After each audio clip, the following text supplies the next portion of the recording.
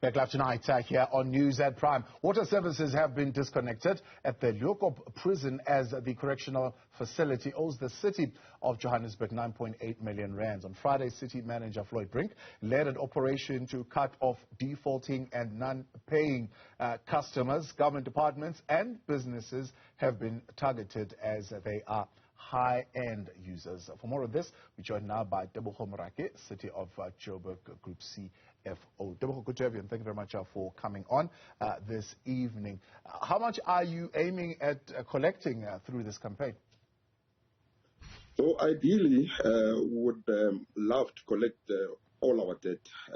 So our debt currently for the City of Johannesburg as a whole is sitting at around 48 billion, mostly made up of power at 8 billion, water 25 billion, property rates 9.6 billion, and refuse at 5 billion. So ideally in any organization, you would want to collect all the revenue that you have built, because obviously there are expenses linked to those revenue streams. So there's expenses linked to us providing power, there's expenses linked to us providing water, expenses to collecting refuse and the likes. So ideally, we would want to collect everything. But at the moment, we, like you said, we are looking at large power users, large water users, and debts that are owing, that are significant and are long outstanding as well. Yeah. So yeah, at the moment, that is our current focus. Who are your major culprits between private sector and government departments there? So if you look at our how our data book is looking, businesses owe approximately 11.3 billion. Government owes close to 1.6 billion. So businesses definitely are way higher than government, but we are targeting both because from a government perspective, really in terms of IGR, they should be paying because government budgets are drawn up based on expenses that they need to pay in any financial year. So there's no excuse for them not paying the City of Johannesburg. And businesses at 11.2 billion, that's also quite significant. And businesses obviously are our biggest users as well. There is obviously a significant chunk, which is the biggest chunk really of residential debt, which also we will be targeting next. So these aggressive collection drives will be rolled out really on a continued basis going forward, so that we can get the City of Johannesburg to a financially sustainable position. We wouldn't want to get to a point where we are like other metros. I'm sure you've seen other metros that are struggling. That's because of cash collection from the billings that they do to the businesses and residents. So let's talk about that collection and what could have happened and gone wrong at the Leeuwkop Prison. I mean, the one thing that you want to happen is have the correctional facility have its water turned off. So from our own inquiry, they're saying for the last couple of months, they have not been receiving their invoicing or their billing, and hence the reason why they've not paid. What do you know about that? You know, I wouldn't want us to get into a ping-pong match with correctional services because they confirmed with me this afternoon that they have loaded our invoices for payment. And so the first payment of around 4.2 million is already in our bank. The second payment, the balance will be in our bank by Monday, latest Tuesday. So for them to say they haven't been receiving bills, but they've loaded those payments, I don't think it's correct.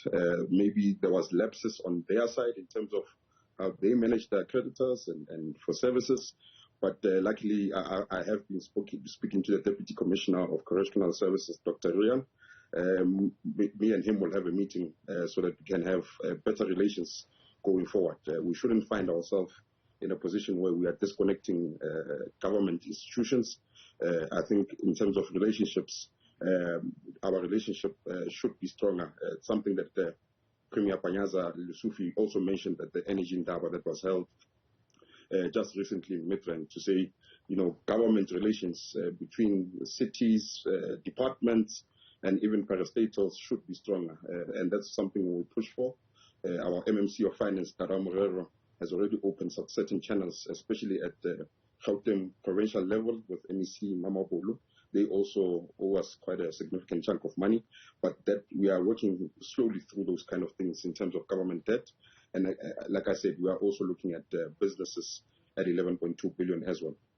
So that's very interesting for somebody sitting and watching to say now all of a sudden all those invoices have been loaded, which I suppose would then speak to the attitude to say it wasn't the fact that the facility didn't have the money to pay. It was sitting with the money. Why was the debt not being serviced?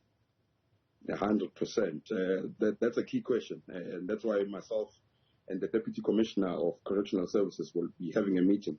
And not just him. Like I said, I think a month or two ago, I had a meeting with the MEC Mama Polo as well. And the same question came about to say, why aren't provincial departments paying, for example? What is the issue? If there's disputed amounts, let those disputes be sorted out. We can't have a situation where there's a dispute for years. They need to be sorted out and settled because as the City of Johannesburg, I mean, we have expenses, we have services that we need to dispense to our residents and our businesses as well. And those services come at a cost. So fully agreed. Maybe it is an attitude thing, but I know at our provincial Salga for Gauteng, we are really putting this as a major priority because it's not just the City of Johannesburg, Tshwane, Gruleni, Mfuleni. Some of them are also owned by other departments and parastatals.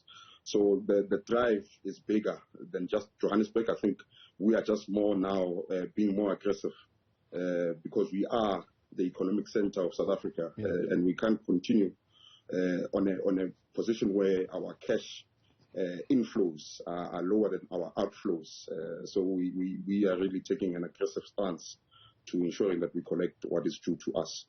So let's turn to what you've just mentioned now, that Indaba Energy Summit also that was held in Midrand, where the Premier tried to come up with ways in which to deal with load shedding. He suggested, of course, that because Treasury has taken the Eskom debt, Eskom certainly should be looking at removing that debt that is owed by municipalities. Are you, as the City of Johannesburg, looking to benefit from that as well? So, I guess we are victims of our, let me say, our own success. So we don't owe Eskom anything currently. So we pay our debt to Eskom or our invoice to Eskom as and when it becomes due. So we don't owe it. So the City of Johannesburg will not be participating in that write-off. It's really aimed at municipalities that have been owing Eskom for a significant amount of time. Which the City of Johannesburg does not fall into. And that's precisely why, again, we need to push aggressive collection efforts. Now, the payment terms for Eskom is 14 days. So we need to pay Eskom 14 days after we receive our invoice. But if you look at when the City of Johannesburg receives cash broadly from our customers, we are looking at debtors days of around 60 to 63 days. So there's a gap there between the 15 days when we pay Eskom and when we receive our money from residents and businesses as the City of Johannesburg, meaning that there's a cash mismatch in terms of inflows and outflows. So that's why really this aggressive stance in terms of collection again is key. National Treasury is, by the way, helping the metros in particular because obviously we are the biggest users of electricity with Eskom. To move those payment terms from 14 to 30 days, because I think we all agree that at the moment that model is unsustainable. So we are engaging with National Treasury, Eskom, with the 8 metros in the country as well to look at workable solutions moving forward. Tebogo Moraka, appreciate your time. Thanks so much for coming on City of Johannesburg Group CFO there.